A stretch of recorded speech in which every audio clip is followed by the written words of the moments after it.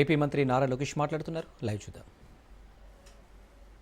Development equipment testing మన blue star లీడర్షిప్తో కలిసి మనం అదే డిస్కస్ చేశాం. వాళ్ళకి హీట్ పంప్ ఆంధ్ర రాష్ట్రం తయారు చేస్తే జర్మనీకి పంపించాలి టెస్టింగ్కి, సర్టిఫికేషన్కి. ఆ సర్టిఫికేషన్ ఎందుకు ఆంధ్ర రాష్ట్రంలో ఉండకూడదు, ఇదే ఎకో సిస్టంలో మీరు పెట్టండి అని వాళ్ళు కూడా మేము పెట్టుబడులు పెడతాం ఆ ఎకో సిస్టమ్ కానీ వాళ్ళు కూడా చెప్తాం కానీ. సో వర్టికల్ హారిజాంటల్ ఇంటిగ్రేషన్ చేస్తున్నాం. సో అందుకే కంప్రెస్డ్ బయోగ్యాస్ అంతా ఒక జోన్లో, ఎలక్ట్రానిక్స్ మ్యానుఫ్యాక్చరింగ్ ఒక జోన్లో, సిమెంట్ మ్యానుఫ్యాక్చరింగ్ ఒక జోన్లో, ఆటోమోటివ్ ఒక జోన్, డ్రోన్ సిటీ కర్నూలు అట్లా ఒక జోన్లో. క్లస్టర్ బేస్డ్ అప్రోచ్ అనేది ఆంధ్ర రాష్ట్ర ప్రభుత్వం తీసుకుని 2047కి $2.4 ట్రిలియన్ ఎకానమీగా ఆంధ్ర రాష్ట్రాన్ని తీర్చిదిద్దడానికి కూటమి ప్రభుత్వం, మన ప్రజాప్రభుత్వం అడుగులు వేస్తూ జరుగుతుంది. ఇంకా విశాఖపట్నానికి వచ్చేగల మా లక్ష్యం ఒకటే, గ్రేటర్ విశాఖపట్నం ఎకనామిక్ కారిడార్ని $1 ట్రిలియన్ ఎకానమీ చేయాలి. 1 ట్రిలియన్, 2.4 ట్రిలియన్లో 1 ట్రిలియన్ అక్కడ ఎకనామిక్ యాక్టివిటీ చేయాలని. హైదరాబాద్కి 30 సంవత్సరాలు ఏదైతే పట్టిందో అది 10 సంవత్సరాలు విశాఖపట్నం చేసి చూపించాల లక్ష్యంతో ప్రజాప్రభుత్వం పనిచేస్తుంది. దానికోసం విశాఖపట్నం ఎకనామిక్ కారిడార్ అని నామకరణం చేసి దానికి ప్రత్యేకంగా అధికారులను కూడా నియమించి ఇంటిగ్రేటెడ్ ప్లానింగ్ అంటే ఎయిర్పోర్ట్స్ కానివ్వండి, రైల్వేస్ కానివ్వండి, రోడ్స్, ఎడ్యుకేషన్ కానివ్వండి, కంపెనీలు ఎక్కడ రావాలి, ఎట్లా మొత్తం జోన్ ప్లానింగ్ చేయాలి. ఎట్లయితే గతంలో చంద్రబాబు నాయుడు గారిని హైదరాబాద్ని ఎట్లయితే ప్లాన్ చేశారో ఆ అప్రోచ్ తీసుకుని best in class, world class planning చేయాలి. ఒక పక్కన విశాఖపట్నంలో, అమరావతి ఈ రీజన్ రెండోది, మూడోది రాయలసీమ ఎకనామిక్ కారిడార్. ఇట్లా 3 స్పెసిఫిక్ ఎకనామిక్ కారిడార్స్ చేయాలనేది గౌరవ ముఖ్యమంత్రి గారు నిన్న ఆయనతో తిరిగి వచ్చినప్పుడు కూడా ఆయన చాలా క్లారిటీ ఇచ్చారు. ఇంతేకాకుండా మీరు చూస్తే స్పీడ్ ఆఫ్ డూయింగ్ బిజినెస్లో ఈరోజు ఆంధ్ర రాష్ట్రం నంబర్ 1గా నిలబడుతుంది. మేము ఎంఓయూల పైన కూడా సంతకాలు పెట్టట్లేదు, మేము టైం వేస్ట్ అంటున్నాం, మేము ఇమీడియట్గా ఎగ్జిక్యూషన్కి వెళ్తున్నాం. ఆస్లర్ మిత్తలతో ఇప్పటికి మాకు ఎంఓయూ లేదు, ఆంధ్ర రాష్ట్రానికి ఎంఓయూ లేదు, బట్ ఫౌండేషన్ నవంబర్లో చేస్తున్నాం. టీసీఎస్తో కూడా ఎంఓయూ లేదు, but we're starting the centre in November. ఎంఓయూలు పిచ్చి కాదు, ఎగ్జిక్యూషన్ ఎగ్జిక్యూషన్ ఎగ్జిక్యూషన్ సింగిల్ ఫోకస్తో మేము పనిచేస్తున్నాం. చాలామంది గతంలో అడిగారు, డావోస్కి వెళ్ళారు, పక్క రాష్ట్రాలు ఎంఓయూలు చేశారు, మీరేం చేశారు? ఫాలో అప్లు జరుగుతాయి. డావోస్లో గూగుల్ క్లౌడ్ CEO కురియన్ గారిని గౌరవ ముఖ్యమంత్రి గారు అక్కడ కలుస్తాం జరిగింది. ఫాలో అప్ మీటింగ్ చేసి ఎంతవరకు వచ్చింది అన్ని డిస్కస్ చేశాం. మొన్న టాటా సన్స్ చైర్మన్ చంద్ర గారు నేను బాంబేలో కలిసినప్పుడు నేనే స్వయంగా స్టేటస్ అప్డేట్ ఇచ్చా. టాటా గ్రూప్ కంపెనీ ప్రాజెక్ట్స్ అన్ని ఆంధ్ర రాష్ట్రంలో ఏంటి, ఒక్కొక్క ప్రాజెక్ట్ ఏ స్టేటస్లో ఉంది, ఎక్కడ గ్యాప్ ఉంది, గ్యాప్ ఆంధ్ర రాష్ట్రం సైడ్ ఉందా, టాటా గ్రూప్ సైడ్ ఉందా, ఓపెన్గా డిస్కస్ చేశాం. ఇట్లా చాలా పాజిటివ్గా, చాలా ప్రోయాక్టివ్గా మేము ముందరగలుగుతాం. ఇప్పటికీ నా బ్యాగ్లో మీరు చూస్తే టాప్ 10 ఇన్వెస్టర్స్ ఎవరైతే ఆంధ్ర రాష్ట్రంలో పెట్టుబడి పెట్టారో వాళ్ళన్ని డీటెయిల్స్ ఆ బ్యాగ్లో ఒక ఫోల్డర్ ఉంటుంది. రిలయన్స్ అవ్వచ్చు, టాటా అవ్వచ్చు, జిందాల్ అవ్వచ్చు, స్టేటస్ అప్డేట్ ఎవ్రీ వీక్ నా ఆఫీస్ నాకు అప్డేట్ ఇస్తుంది. ఆ ఫోల్డర్ నా బ్యాగ్లో ఇప్పటికీ ఉంది. సో ఎప్పుడైనా వాళ్ళు కలిసినా, ఎప్పుడైనా ఫోన్లో మాట్లాడినా బస్ ఇదిగోండి ఇది update, this is the status అని మేము చెప్తున్నాం. అంతేకాకుండా ప్రతి ప్రాజెక్ట్ వాట్సాప్ గ్రూప్ కూడా ఏర్పాటు చేశాం. నేను నా గ్రూప్లో ఆ కంపెనీకి సంబంధించిన చైర్మన్ గారు ఉంటారు, సంబంధించిన శాఖ మంత్రులు ఉంటారు. ఒక ఉదాహరణ ఇస్తాం, రిలయన్స్ CBG ప్రాజెక్ట్ ఉంది. గ్రూప్ ఆఫ్ మినిస్టర్స్కి నేను చైర్మన్గా ఉన్నా కనుక నేను, ఎనర్జీ మంత్రి గొట్టిపాటి రవి గారు, రెవెన్యూ మంత్రి అనగాని సత్యప్రసాద్ గారు ఆ గ్రూప్లో ఉన్నారు, ఎనర్జీ సెక్రటరీగా విజయానంద్ గారు, రెవెన్యూ సెక్రటరీ ఉన్నారు. అట్లా రిలయన్స్లో ఉన్న ఎగ్జిక్యూషన్ టీం కానివ్వండి, పెట్రోలియం సంబంధించిన CEO గారు కూడా ఆ గ్రూప్లో ఉన్నారు. ఒక వారం వాళ్ళ దగ్గర నుంచి అప్డేట్ రాకపోతే నేను మనం పెట్టా, ఏంటి ఇంకా అప్డేట్ రాలే, ఏంటి వాట్ ఈస్ ద స్టేటస్, మీరు ఎవ్రీడే పెట్టమంటున్నాను, మీరు ఎందుకు వారం తీసుకున్నారని నేను వాళ్ళని అడుగుతున్నా.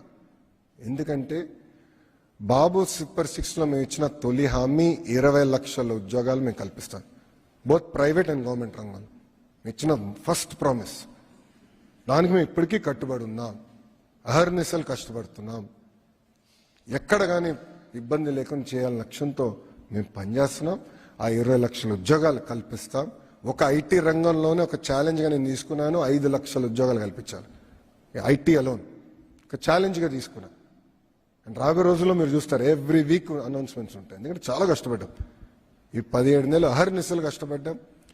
మంత్రులందరం కలిసి పనిచేస్తున్నాం, ఏ ఒక్క కంపెనీ పోకూడదని. పక్క రాష్ట్రం ఒక్క కంపెనీ వెళ్ళినా మేము ఫాలోఅప్ చేస్తాం. ఎందుకు పోయింది, ఎక్కడ తప్పు చేశాం, తెలిసి ఎందుకు తప్పు చేస్తున్నాం, కరెక్షన్ ఎట్ట చేయాలి. ప్రజలందరూ కూడా ఒకసారి ఆలోచించాలి. 2019 నుంచి 24 వరకు ఎవరు ఆంధ్ర రాష్ట్రం గురించి మాట్లాడేవారు కాదు, ఒక్కరు పెట్టుబడి పెట్టేదానికి వచ్చేవారు కాదు, ఓన్లీ విధ్వంసమే. అలాంటిది 16-17 నెలల్లో మీరు చూస్తే ఇన్వెస్ట్మెంట్స్ సెంటర్ ఆఫ్ డిస్కషన్గా ఆంధ్ర రాష్ట్రం వచ్చింది. That is the strength. దీనికి ప్రధానమైన కారణం డబుల్ ఇంజిన్ సర్కారే కాదు, డబుల్ ఇంజిన్ బుల్లెట్ ట్రైన్. అనేక రాష్ట్రాల్లో డబుల్ ఇంజిన్ సర్కారులనే, కానీ ఆంధ్ర రాష్ట్రంలోనే డబుల్ ఇంజిన్ బుల్లెట్ ట్రైన్ ఉంది. అది గౌరవ ప్రధానమంత్రి నరేంద్ర మోడీ గారు ఢిల్లీలో, ఆంధ్ర రాష్ట్రంలో గౌరవ ముఖ్యమంత్రి చంద్రబాబు నాయుడు గారు ఇద్దరు కలిసికట్టుగా పనిచేసి ఎస్ ఆంధ్ర రాష్ట్రాన్ని ముందలు తీసుకెళ్దాం, అన్ని రంగాల్లో ముందలు తీసుకెళ్దాం. ఈరోజు ఆంధ్ర రాష్ట్రం ఏ స్థాయికి వచ్చిందంటే కేంద్ర ప్రభుత్వం కొత్త రిఫార్మ్స్ తీసుకెళ్లాలంటే డైరెక్ట్గా వాళ్ళు చెప్తున్నారు, ఇతర రాష్ట్రానికి కొంచెం టైం పట్టొచ్చేమో, ఆంధ్ర రాష్ట్రానికి మెసేజ్ పెట్టండి, ఒక ఫోన్ కొట్టండి, ఇమీడియట్గా అయిపోతాయి. ఇట్లా మొన్న లేబర్ రిఫార్మ్ సంబంధించి మాకు ఫీడ్బ్యాక్ వచ్చింది. ఎలక్ట్రానిక్స్లో పెద్ద ఎత్తున మేము ముందరికి వెళ్ళాలి. నేను మంత్రి గారిని కోరినప్పుడు ఈ రిఫార్మ్స్ చేసేయండి, ఎవరైతే ఫస్ట్ చేస్తారో వాళ్ళకే ఛాన్స్ ఇస్తామని చెప్పారు.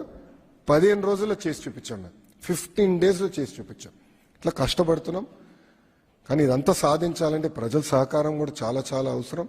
మనందరం కలిసికట్టుగా పనిచేయాలి. కలిసికట్టుగా ఆంధ్ర రాష్ట్రాన్ని అన్ని రంగాల్లో నంబర్ 1 చేయాలని ప్రజలు కూడా నేను కోరుకుంటూ, ఇప్పుడు మీడియా మిత్రులకి ఏమైనా ప్రశ్న ఉంటే దానికి సమాధానం చెప్పేదానికి సిద్ధమని.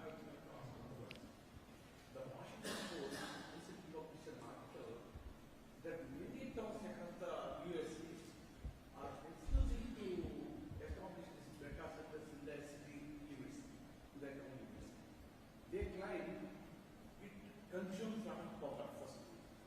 Second, it consumes lot of water.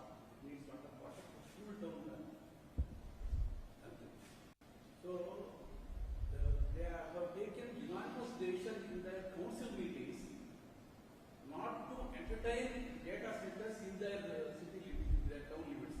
Not one, a number of towns across the US. Washington published example. Second thing, it also claims So there will be no further employment. They give employment only for the construction. After the construction, once the show runs, they don't have any personnel. No, there will be no employment for possibilities. These things I would like to get clarified. Clearly they are content. We are not content. Clearly those cities are very content in life. We are not content. We are hungry for investments. There's a very big difference. That is the unfortunate thing. Please allow me to finish. You have asked a question. You should give me a chance to answer the question. I am very clear. We are creating a separate corridor for them, for these data centers, where energy is going to be independent of it. There's no second thoughts about it. Power prices are not going to go up. We are the only state in India that is reducing power prices. 13 paise we have reduced. 2, water once charged, they recycle that water. 3, it is not just about the jobs that a data center creates. It's about the greater ecosystem that a data center creates. It is called edge computing for a reason. Lot of companies, lot of financial services companies want to be closer to these centers for the single reason that their computational speed, every millisecond matters. So it's unfortunate that certain cities globally don't have the leadership vision to create a 25x multiplier. Because the AI is here. Either you embrace it or you get replaced. The two things that are going to happen. As a state, as a country, we have decided to embrace it. We have decided to train, succeed. You know, a lot of people in the past who had no vision said, does computer give you food? A lot of critics made this, you know, a lot of critics said if you sit in front of a computer, there'll be a lot of radiation and you will die. Okay, if Mr. Naidu did listen to them, then Hyderabad wouldn't be what it is today. So when you have certain people who don't understand the vision, who don't appreciate what it takes to create the multiplier impact. That's where, you have short-sighted leadership. Whilst in Andhra Pradesh, we have visionary leadership. On the flight back from Delhi to Amravati, the Honorable Chief Minister took a review meeting with CMO. As IT Minister, I was there. We had a review, clear direction on how do we create this 25x multiplier impact. What are the sectors? Who are the leaders of the sectors? How do you create the entire ecosystem? That was the line and that was the direction given to us. And rest assured, we will deliver on it.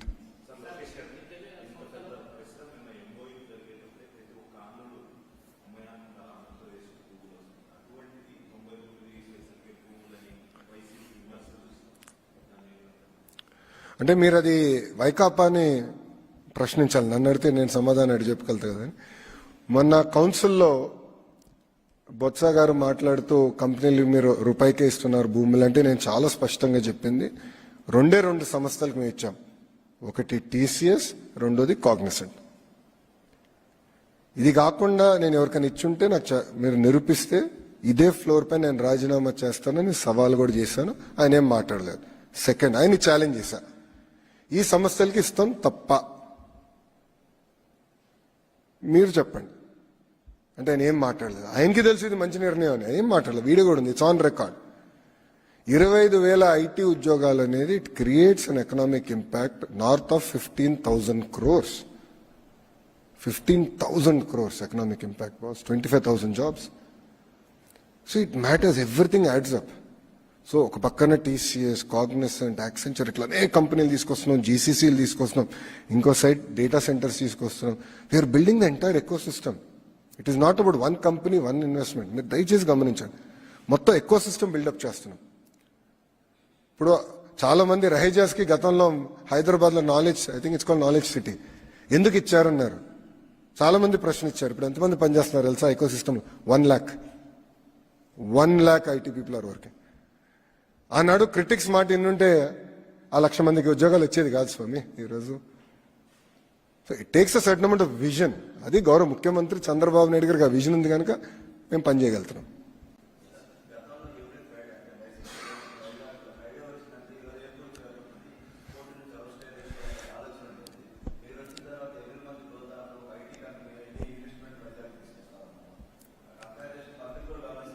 అంటే ప్రిజనరీకి విజనరీకి చాలా తేడా ఉంటుంది స్వామి.